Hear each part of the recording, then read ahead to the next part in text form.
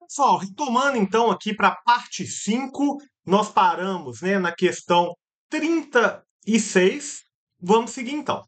Como se dá o ingresso na carreira da magistratura e a promoção? Aqui são exatamente os incisos primeiro e segundo do artigo 93 da Constituição.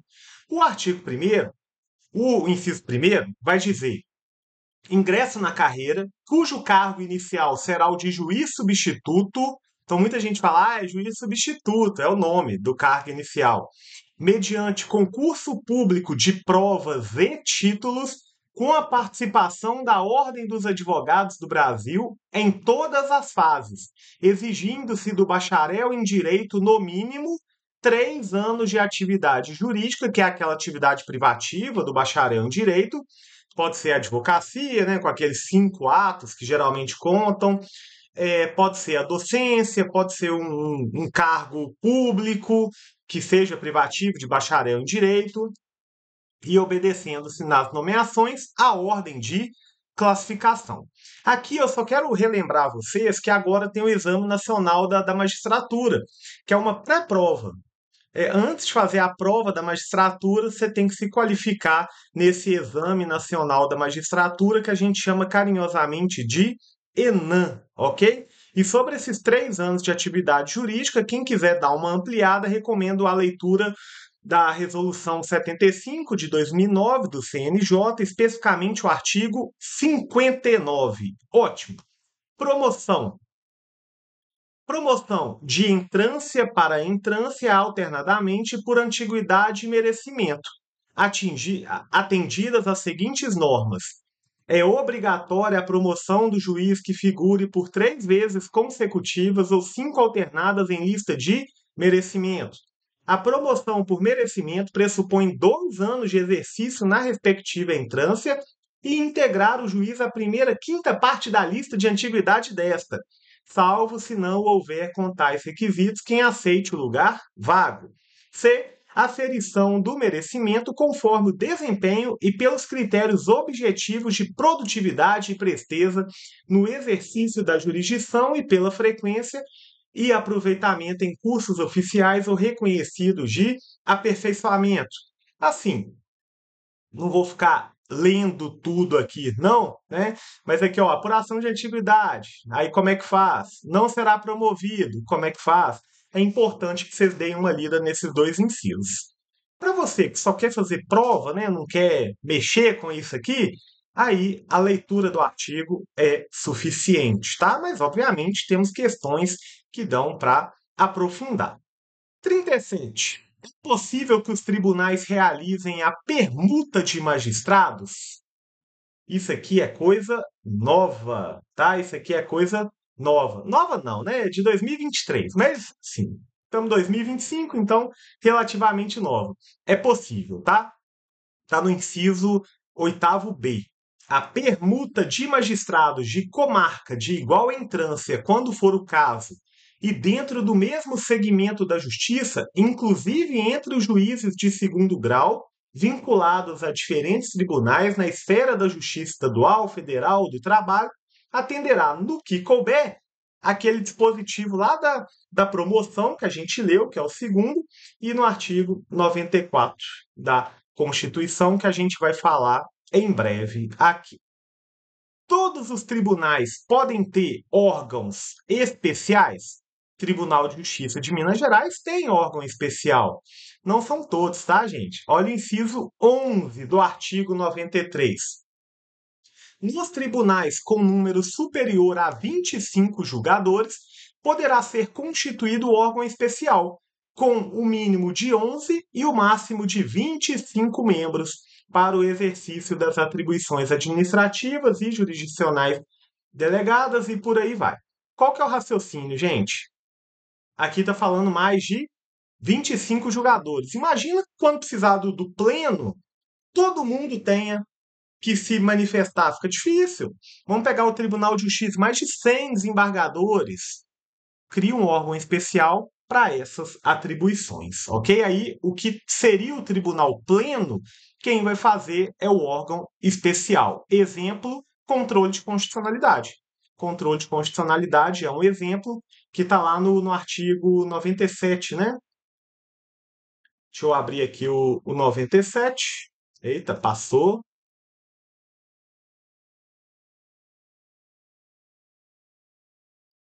97. Somente pelo voto da maioria absoluta de seus membros, ou seja, seria o pleno, ou dos membros do respectivo órgão especial. Então, o órgão especial ele vai fazer, às vezes, do pleno aqui, né? No caso, para declaração de inconstitucionalidade. Ótimo.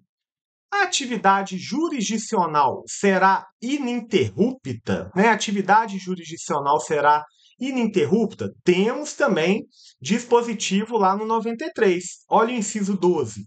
A atividade jurisdicional será ininterrupta, sendo vedado férias coletivas no juízo e tribunais de segundo grau, funcionando nos dias em que não houver expediente forense normal, juízes em plantão permanente. Então, por exemplo, este ano, a desembargadora para a qual eu trabalho, quando começar o recesso forense, ela estará de plantão até o dia 28 de dezembro. Obviamente não é só ela, né, mas teremos aí desembargadores de plantão para que a atividade jurisdicional permaneça ininterrupta. Outra matéria importante. Explique o quinto constitucional e diga para quais tribunais se aplica. Gente, quinto constitucional é uma matéria que eu gosto bastante, até porque a minha chefe, né, a desembargadora para a qual eu trabalho, se tornou desembargadora com o quinto constitucional. Olha o artigo 94. Um quinto dos lugares dos tribunais regionais federais, dos tribunais dos estados e do DF territórios será composto de membros do MP com mais de 10 anos de carreira e de advogados de notório saber jurídico e de reputação ilibada com mais de 10 anos de efetiva atividade profissional, indicados em lista sextupla pelos órgãos de representação das respectivas classes. Então, por exemplo, né, a minha chefe, né, a desembargadora Mônica, ela foi escolhida, né, estava numa lista sextupla da OAB, e aí, posteriormente, essa lista sextupla vai para o tribunal, aí o tribunal é o parágrafo único. Recebidas as indicações, o tribunal formará a lista tríplice. Então, o tribunal escolheu três, e aí envia para o Poder Executivo, que nos 20 dias subsequentes escolherá um de seus integrantes para nomeação. Então, no caso aqui, né, da OAB, de advogado, a OAB escolhe seis, manda para o tribunal. O tribunal reduz para três, manda para o governador, reduz para um, ok? Reduz para um não, escolhe um aí. E aí nós temos, né, essas disposições aqui, ó. Aqui está falando para TRF, Tribunais de Justiça, ok. Só que temos mais também, tá, gente? Lá no 111A, deixa eu abrir aqui o 111A.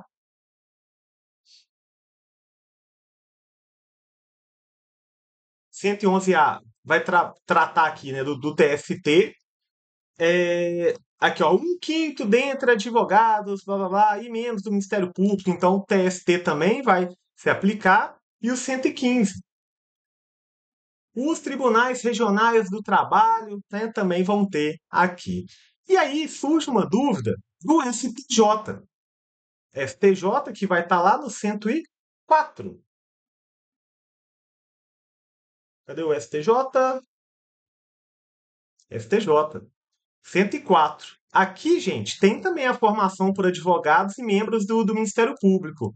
Só que aqui é um terço. Tomar cuidado com essa pegadinha terrível aí, né? Mas o quinto mesmo, TJ, TRF, TRT e TST. O STJ, a gente fala que é um quinto, né? Um quinto. Ok, aí lembrado dos requisitos. Para MP, mais de 10 anos de efetivo exercício. Para advogado, além dos 10 anos, né? Além dos 10 anos, tem que ter o notório saber jurídico, a reputação ilibada. Aí o órgão de classe da OAB ou MP escolhe 6, tribunal reduz para 3 e o chefe do executivo escolhe um. Beleza. Esse é o quinto constitucional. Ah, uma observação importante. Uma observação importante. O quinto, você já vira direto desembargador. E, pessoal, até adentrando aqui na próxima, que vai falar das garantias, a gente sabe da vitaliciedade, né? A gente sabe lá da vitaliciedade. E quando a gente fala de vitaliciedade, o desembargador que sobe pelo quinto, ele adquire na posse, tá? Não vai ter aquele estágio probatório, não. Mas vamos, vamos por partes, né? Vamos por partes. Quando a gente fala de garantias do judiciário, a gente tem garantias institucionais, que é autonomia financeira, autonomia administrativa, ok. Mas a gente tem garantias funcionais, que são as que tomam uma maior importância aqui para a gente, considerando incidência em prova. Aí são as garantias de independência e as garantias de imparcialidade. Garantias de independência estão no artigo 95, vitaliciedade. No primeiro grau, é adquirida após 2 anos de exercício, dependendo da perda do cargo nesse período de deliberação do tribunal a que o juiz estiver vinculado e, nos demais casos, de sentença judicial transitada em julgado. Por que fala no primeiro grau? Porque se for pelo quinto, lá no tribunal, ou se for um ministro, né, dos tribunais superiores, do STF, aí é no posse. Não tem esse tempo, não. Então a gente não pode confundir. Outra coisa, não confundir também com a estabilidade de servidor público, que é de 3 anos o prazo lá. Ótimo. E na movibilidade? E na movibilidade é que o magistrado, como regra, ele não vai ser retirado de onde está. Ele tem que ter a iniciativa para sair se ele quiser, salvo por motivo de interesse público. Mas em regra, pessoal, em regra, ele vai ter que poder escolher, né? Ele pode escolher se sai ou não.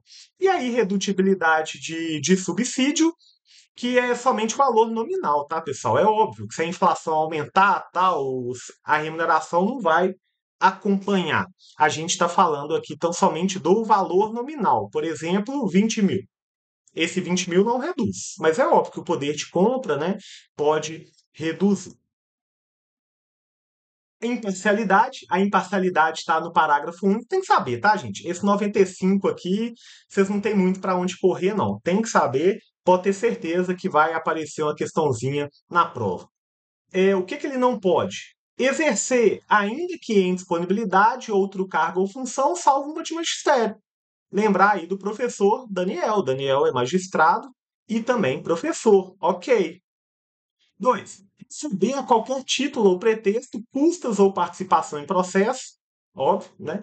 Dedicar-se à atividade político-partidária, receber a qualquer título ou pretexto auxílios ou contribuições de pessoas físicas, entidades públicas ou privadas, ressalvadas as exceções previstas em lei.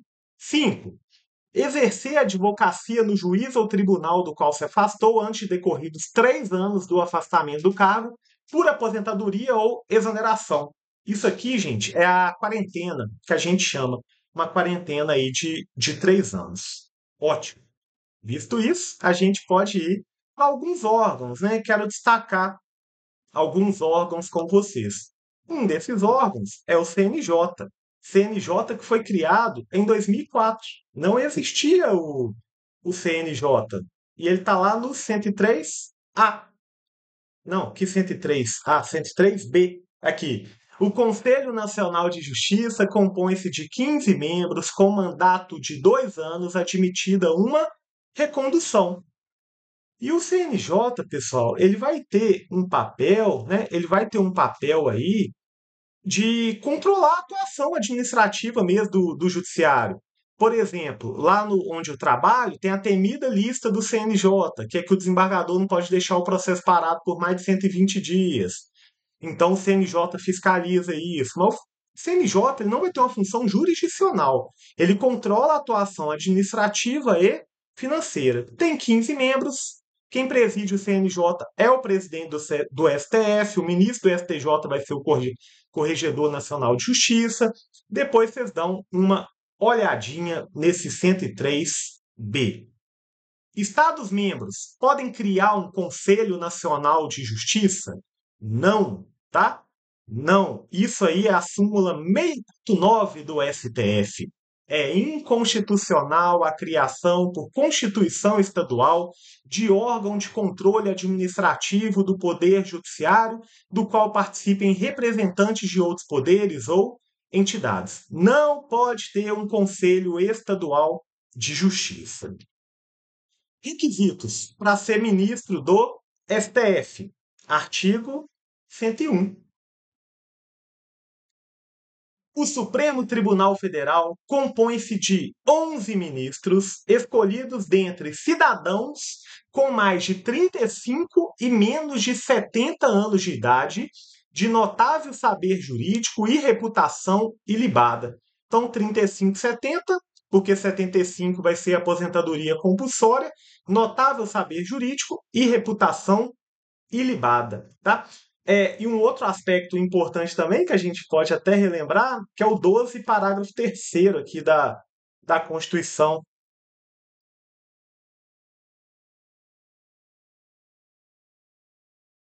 Cadê?